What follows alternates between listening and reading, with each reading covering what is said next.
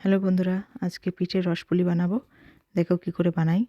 বানাতে আমার যা যা লাগবে তা হলো সুজি, চালের গুঁড়ি, চিনি আর ফ্রেশ নারকেল। পরিমাণটা আমি স্ক্রিনে দিয়ে দিয়েছি, তোমরা দেখে নিও। তো নারকেলটাকে আমি অর্ধেক চিনি দিয়ে মিক্সারে পিষিয়ে নিয়েছি ভালো করে। এখন একটা বড় ডিশের মধ্যে আমি যে বাকি চিনিটা আছে সেটা দিয়ে দিব। তারপর পিষানো নারকেলটাও দিয়ে দিব, সাথে দিয়ে একে একে সবগুলো জিনিস দিয়ে দেব। সুজি, চালের গুঁড়ো সব দিয়ে একটু ভালো করে মেখে নেব।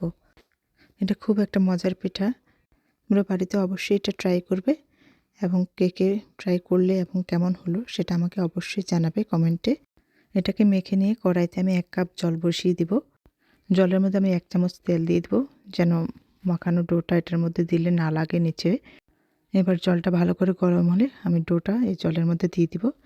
দিয়ে ভালো করে নেড়ে এটাকে মিশিয়ে নিতে হবে। ভালো করে নাড়তে হবে যেন নিচে না লাগে। যতক্ষণ না এটা আটা মাখার মতন একটা মণ্ড তৈরি হচ্ছে ততক্ষণ এটাকে ভালো করে নাড়তে হবে, নাহলে নিচে লেগে যেতে পারে। চুলাটা কম আঁচে রেখে করতে হবে। দেখো আমার এটা পুরোটা মণ্ড তৈরির মতো হয়ে গেছে।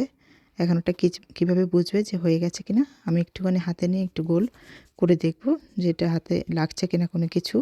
যদি দেখো যে হাতের মধ্যে কোনো আঠা বা কোনো কিছু লাগছে না, সুন্দরভাবে গোল হয়ে যাচ্ছে, তাহলে বুঝতে হবে যে এটা মণ্ডটা ঠিকঠাক মতন হয়ে গেছে।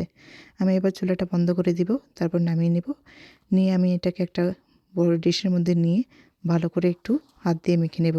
যেহেতু এটা গরম, একটু আস্তে আস্তে একটু হালকা ঠান্ডা হলে তখন মেখে নিতে হবে। আমি সবগুলো মণ্ডকে এভাবে করে নিয়েছি, দেখো, তাহলে আমার বল করতে সুবিধা হবে। তো আমি এভাবে ছোট ছোট বল করে নিচ্ছি। তোমরা হাতে একটু যদি লাগে তাহলে একটু সামান্য চালের গুঁড়ি হাতে নিয়েও করতে পারো। আমি দুইভাবেই দেখালাম তোমাদের।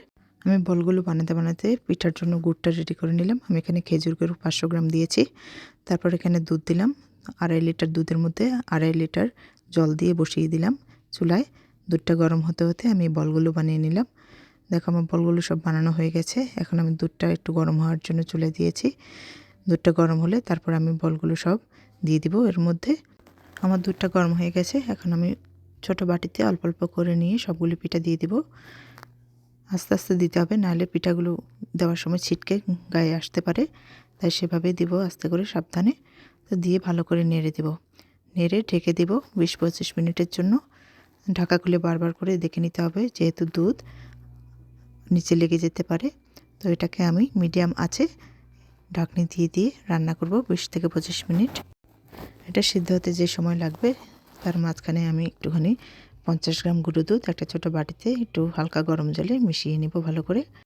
দুধটা ভালো করে গুলিয়ে আমি সাইডে রেখে দেব এখন। তারপর আবার ঢাকনা খুলে দেখে নেব পিঠাটার কী অবস্থা। পিঠাটা যদি উপরে ভেসে ওঠে তাহলে বুঝতে হবে যে পিঠাটা সিদ্ধ হয়ে গেছে। এই যে দেখো আমার পিঠাটা হয়ে গেছে সেদ্ধ। তো এখন আর ঢাকনি দেব না, এখন এটাকে এভাবেই নেড়ে নেব। নেড়ে যে গুঁড়ো দুধটা গুলিয়ে রেখেছিলাম সেটাকে দিয়ে দেবো এর মধ্যে। দুধটা দিয়ে ভালো করে মিশিয়ে একটু অপেক্ষা করতে হবে ফুটে ওঠার জন্য।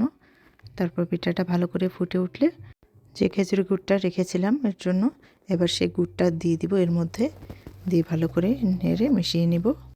এটা খুবই একটা সহজ রেসিপি এবং খুব সুস্বাদু পিঠা। তোমরা বাড়িতে অবশ্যই ট্রাই করবে এবং আমাকে জানাবে কমেন্টে। আমি পিঠা করতে যা যা টিপসের দরকার সবগুলো টিপসই দিয়ে দেওয়ার চেষ্টা করেছি। তোমরা বাড়িতে অবশ্যই ট্রাই করবে। দেখো আমার পিঠাটা প্রায় হয়ে গেছে। এটা ফুটে উঠেছে, কালার চেঞ্জ হয়ে গেছে এবং সবগুলো পিঠা উপরে ভেসে উঠেছে। দেখো আমার এই পিঠাটা একদম রেডি হয়ে গেছে। এখন এই অবস্থায় আমি নামিয়ে নেব। নামানোর 3 থেকে 4 ঘন্টা পরে তোমরা সার্ভ করতে পারো। গরম গরম খেলেও ক্ষতি নেই। এই দেখো 3 থেকে 4 ঘন্টা পরে পিঠাটার চেহারা এরকম হয়েছে দেখতে। কারণ তখন অনেকটাই জমে যায় পিঠা এবং পিঠার বলগুলোর মধ্যেও মিষ্টি ঢোকে, তাই খেতেও ভালো লাগে।